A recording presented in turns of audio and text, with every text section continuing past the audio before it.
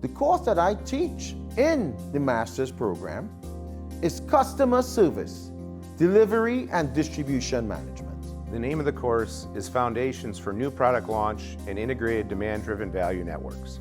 In the master's program, I teach Supply Chain Risk and Resilience course. The course that I teach is really concerned with planning activities of a company. We learn about forecasting or demand planning, and then we learn about inventory management, which simply is all about catering to that predicted demand. We engage in real-world application of knowledge through engaging in corporation-sponsored case studies and projects. With the case studies, you're presenting with the raw facts and raw information, depending on the company actions or some of the leadership initiatives that were taken, and you are able to analyze those actions or perspectives by yourself, then logically integrate your own practices into that behaviors, and at the end come up with a solution. We begin by talking about how and why supply chain is important before we delve into the different supply chain strategy options that you need to be aware of as a leader.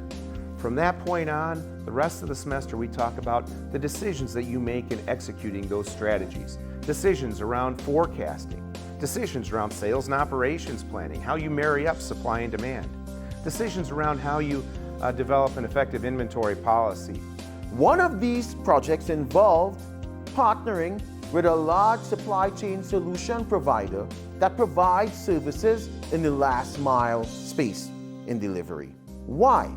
Because we learn in action and through engagement with corporate sponsors the science and skill of balancing the trade-off between efficiency and effectiveness in distribution networks.